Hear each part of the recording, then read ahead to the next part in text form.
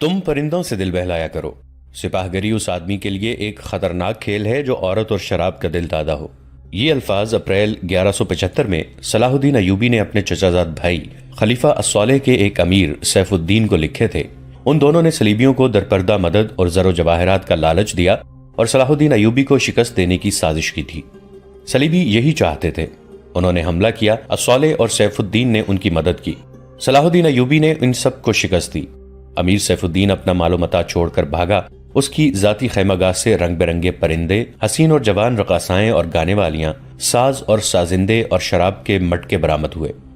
صلاح الدین ایوبی نے پرندوں کو، ناچنے گانے والیوں اور ان کے سازندوں کو رہا کر دیا اور امیر سیف الدین کو اس مضمون کا خط لکھا: تم دونوں نے کفار کی پشت پناہی کر کے ان کے ہاتھوں میرا نام و نشان مٹانے کی ناپاک کوشش کی، مگر یہ نہ سوچا کہ تمہاری یہ سازش عالم اسلام کا بھی نام و نشان مٹا سکتی ہے۔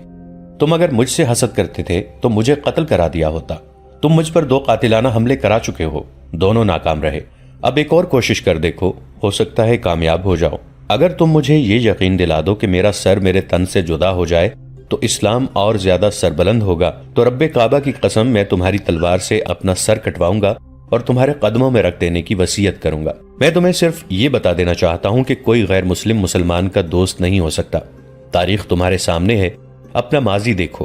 شاہ فرینک اور ریمانڈ جیسے اسلام دشمن صلیبی تمہارے دوست صرف اس لیے بنے کہ تم نے انہیں مسلمانوں کے خلاف میدان میں اترنے کی شے اور مدد دی تھی۔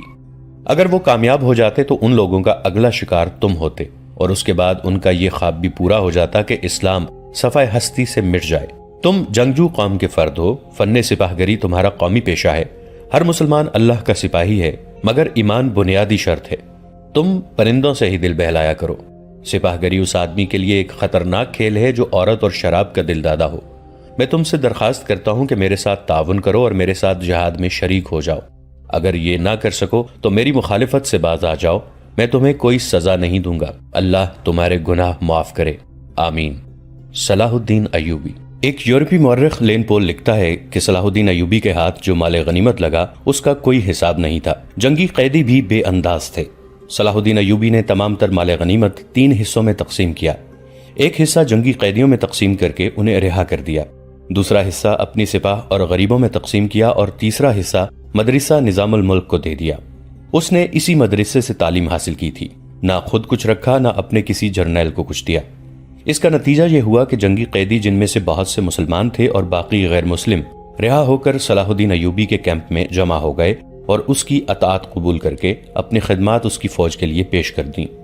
ایوبی کی کشادہ نظری اور عظمت دور دور تک مشہور ہو گئی۔ اس سے پہلے حسن بن صباح کے پر اسرار فرقے فدائی، جنہیں یورپی مورخوں نے قاتلوں کا گروہ لکھا ہے، صلاح الدین ایوبی پر 2 بار قاتلانہ حملے کر چکے تھے، لیکن خدائے ذوالجلال کو اپنے اس عظیم مرد مجاہد سے بہت کام لینا تھا۔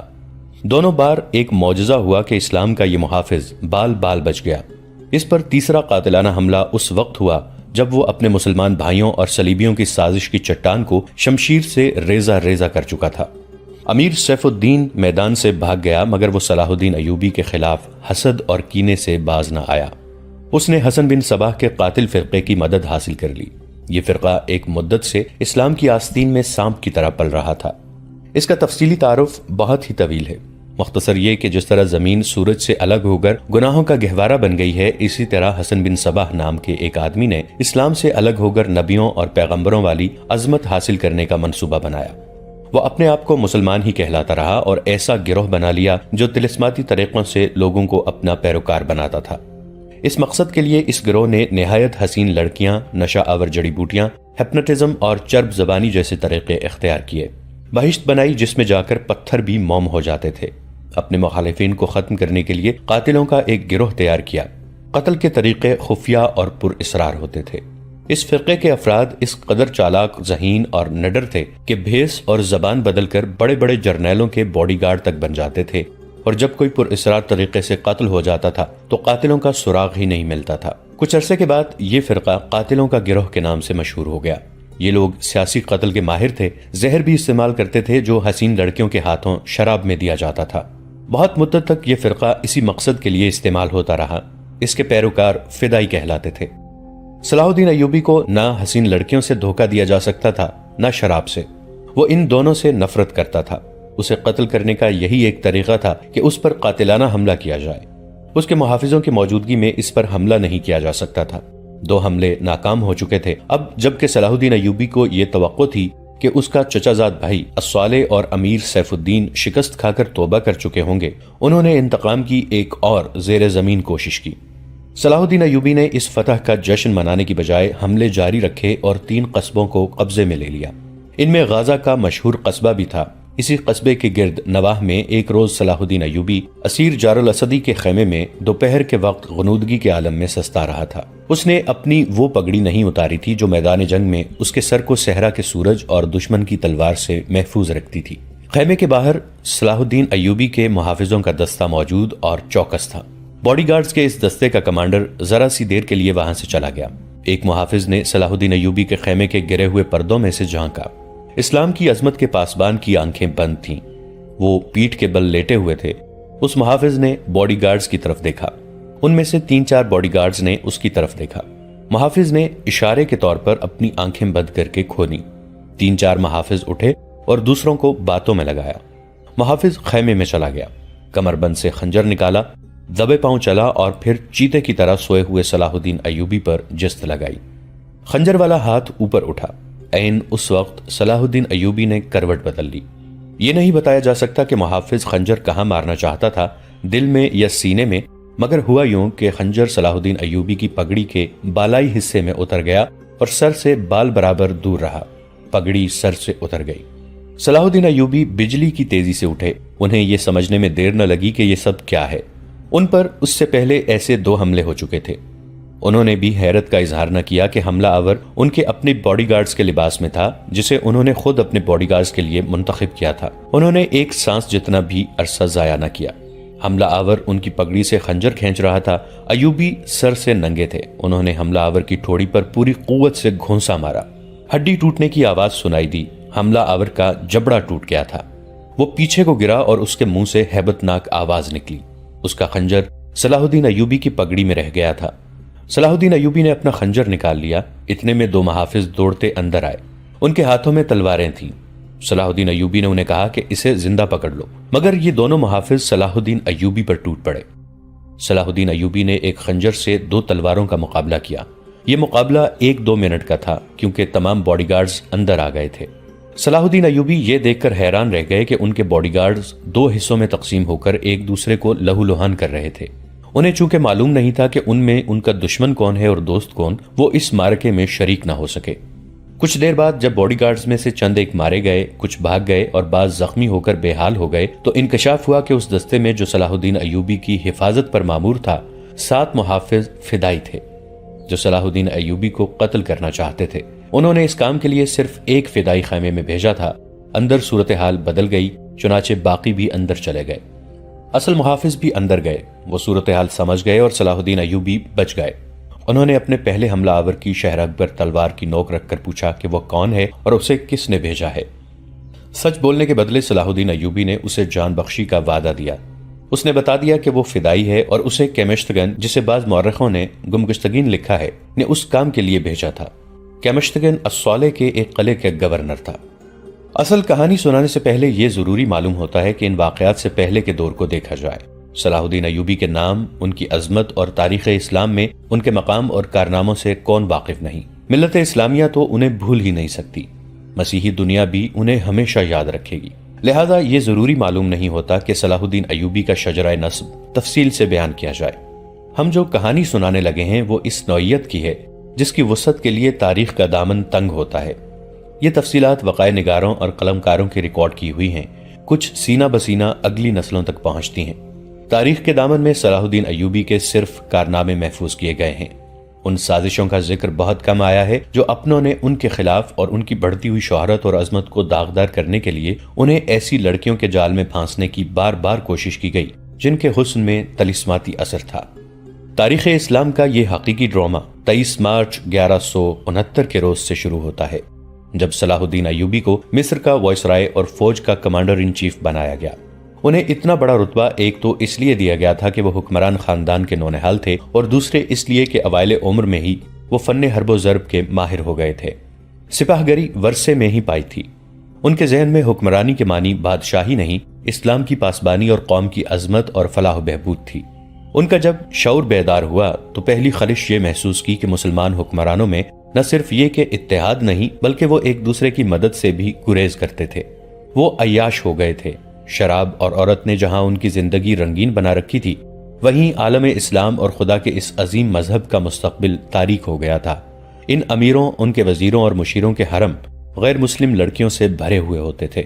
زیادہ تر لڑکیاں یہودی اور عیسائی تھیں جنہیں خاص تربیت دے کر ان حرموں میں داخل کیا گیا تھا۔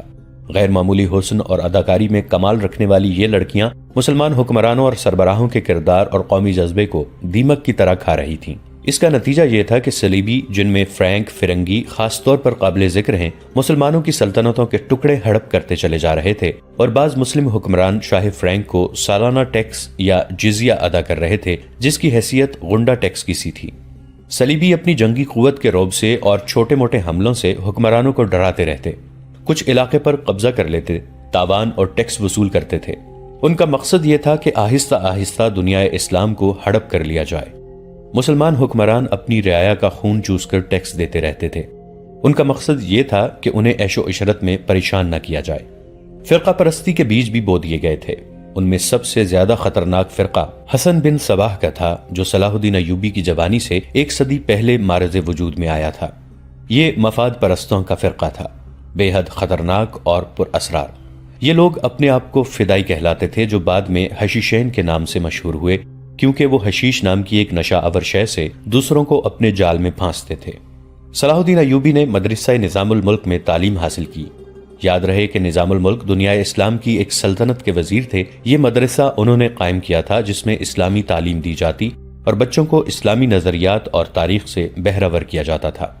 ایک مورخ ابن الاطہر کے مطابق نظام الملک حسن بن صباح کے فدائیوں کا پہلا شکار ہوئے تھے، کیونکہ وہ رومیوں کی توسیع پسندی کی راہ میں چٹان بنے ہوئے تھے۔ رومیوں نے 1091 عیسوی میں انہیں فدائیوں کے ہاتھوں قتل کرا دیا۔ ان کا مدرسہ قائم رہا۔ صلاح الدین ایوبی نے وہیں تعلیم حاصل کی۔ اسی عمر میں انہوں نے سپاہ گری کی تعلیم اپنے بزرگوں سے لی۔ نور الدین زنگی رحمۃ اللہ علیہ نے انہیں جنگی چالیں سکھائیں، ملک کے انتظامات کے سبق دیے اور ڈپلومیسی میں مہارت دی۔ اس تعلیم و تربیت نے ان کے اندر وہ جذبہ پیدا کر دیا جس نے آگے چل کر انہیں صلیبیوں کے لیے بجلی بنا دیا۔ اوائل جوانی میں ہی انہوں نے وہ ذہانت اور اہلیت حاصل کر لی تھی جو ایک سالار اعظم کے لیے ضروری ہوتی ہے۔ صلاح الدین ایوبی نے فن حرب و ضرب میں جاسوسی یعنی انٹیلیجنس، کمانڈو اور گوریلا آپریشن کو خصوصی اہمیت دی۔ انہوں نے دیکھ لیا تھا کہ صلیبی جاسوسی کے میدان میں آگے نکل گئے ہیں اور وہ مسلمانوں کے نظریات پر نہایت کارگر حملے کر رہے ہیں۔ صلاح الدین ایوبی نظریات کے محاذ پر لڑنا چاہتے تھے جس میں تلوار استعمال نہیں ہوتی۔ اس کہانی میں آگے چل کر آپ دیکھیں گے کہ ان کی تلوار کا وار تو گہرا ہوتا ہی تھا، ان کی محبت کا وار اس سے کہیں زیادہ مار کرتا تھا۔ اس کے لیے تحمل اور بردباری کی ضرورت ہوتی ہے جو انہوں نے اوائل عمر میں ہی اپنے آپ میں پیدا کر لی تھی۔ انہیں جب مصر کا وائس رائے اور کمانڈر ان چیف بنا کر مصر بھیجا گیا تو ان سینئر افسروں نے ہنگامہ برپا کر دیا جو اس عہدے کی آس لگائے بیٹھے تھے۔ ان کی نگاہ میں صلاح الدین ایوبی ابھی طفل مکتب تھا، مگر اس طفل مکتب نے جب ان کا سامنا کیا، اس کی باتیں سنی تو ان کا احتجاج سرد پڑ گیا۔ مورخ لین پول کے مطابق صلاح الدین ایوبی ڈسپلن کے بڑے ہی سخت ثابت ہوئے۔ انہوں نے تفریح، عیاشی اور آرام کو اپنے اور اپنی افواج کے لیے حرام قرار دے دیا۔ انہوں نے اپنی دماغی اور جسمانی قوتوں کو صرف اس مقصد پر مرکوز کر دیا کہ سلطنت اسلامیہ کو مستحکم کرنا ہے اور صلیبیوں کو اس سرزمین سے نکالنا ہے۔ فلسطین پر وہ ہر قیمت پر قبضہ کرنا چاہتے تھے۔ انہوں نے یہی مقاصد اپنی فوج کو دیے۔ مصر کا وائس رائے بن کر انہوں نے کہا، خدا نے مجھے مصر کی سرزمین دی ہے، اس کی ذات باری مجھے فلسطین بھی ضرور عطا کرے گی۔ مگر مصر پہنچ کر ان پر انکشاف ہوا کہ ان کا مقابلہ صرف صلیبیوں سے نہیں بلکہ اپنے مسلمان بھائیوں نے ان کی راہ میں بڑے بڑے حسین جال بچھا رکھے ہیں جو صلیبیوں کے عزائم اور جنگی قوت سے زیادہ خطرناک ہیں۔ مصر میں صلاح الدین ایوبی کا استقبال جن زعماء نے کیا ان میں ناجی نام کا ایک سالار خصوصی اہمیت کا حامل تھا۔ صلاح الدین ایوبی نے سب کو سر سے پاؤں تک دیکھا۔ سب کے ہونٹوں پر مسکراہٹ اور زبان پر پیار اور محبت کی چاشنی تھی۔ بعض پرانے افسروں نے انہیں ایسی نگاہوں سے دیکھا جن میں طنز تھی اور تمسخر بھی تھا۔ وہ صلاح الدین ایوبی کے صرف نام سے واقف تھے یا ان کے متعلق یہ جانتے تھے کہ وہ حکمران خاندان کا فرد اور اپنے چچا کا جانشین ہے۔ وہ یہ بھی جانتے تھے کہ نور الدین زنگی رحمۃ اللہ علیہ کے ساتھ ان کا کیا رشتہ ہے۔ ان کی نگاہوں میں صلاح الدین ایوبی رحمۃ اللہ علیہ کی اہمیت بس ان کے خاندان کی بدولت تھی، یا اس وجہ سے انہوں نے صلاح الدین کو اہمیت دی کہ وہ مصر کا فوجی وائسرائے بن کر آیا تھا۔ اس کے سوا انہوں نے صلاح الدین ایوبی رحمۃ اللہ علیہ کو کوئی وقت نہ دی۔ ایک بوڑھے افسر نے اپنے ساتھ کھڑے افسر کے کان میں کہا، بچہ ہے، ہم اسے پال لیں گے۔ مورخ اور اس وقت کے وقائع نگار یہ نہیں بتا سکتے کہ صلاح الدین ایوبی نے ان لوگوں کی نظریں بھانپ لی تھیں یا نہیں، وہ استقبال کرنے والے اس ہجوم میں بچہ لگ رہا تھا۔ البتہ جب وہ ناجی کے سامنے مصافحے کے لیے رکے تو ایوبی کے چہرے پر تبدیلی سی آ گئی تھی۔ وہ ناجی سے ہاتھ ملانا چاہتے تھے، لیکن ناجی جو ان کی باپ کی عمر کا تھا سب سے پہلے درباری خوشامدیوں کی طرح جھکا، پھر ایوبی سے بغلگیر ہو گیا۔ اس نے ایوبی کی پیشانی چوم کر کہا، میرے خون کا آخری قطرہ بھی تمہاری جان کی حفاظت کے لیے بہے گا۔ تم میرے پاس زنگی اور شرکوہ کی امانت ہو، میری جان عظمت اسلام سے زیادہ قیمتی نہیں۔ صلاح الدین ایوبی نے ناجی کا ہاتھ چوم کر کہا، محترم، اپنے خون کا ایک ایک قطرہ سنبھال کر رکھیے، صلیبی سیاہ گھٹاؤں کی مانند چھا رہے ہیں۔ ناجی جواب میں صرف مسکرایا، جیسے صلاح الدین ایوبی نے کوئی لطیفہ سنایا ہو۔ صلاح الدین ایوبی اس تجربہ کار سالار کی مسکراہٹ کو غالباً نہیں سمجھ سکے۔ ناظرین، آج کے لیے اتنا ہی۔ ہماری ویڈیوز سے اپڈیٹڈ رہنے کے لیے ہمارے اس چینل کو سبسکرائب کر کے نیچے موجود بیل آئیکن کو ضرور کلک کیجیے گا۔ آپ کے ساتھ انشاءاللہ جلد ملاقات ہوگی اسی کہانی کی نئی قسط کے ساتھ۔ تب تک کے لیے اپنا بہت سا خیال رکھیے گا۔ ہمارا اور آپ کا اللہ نگہبان۔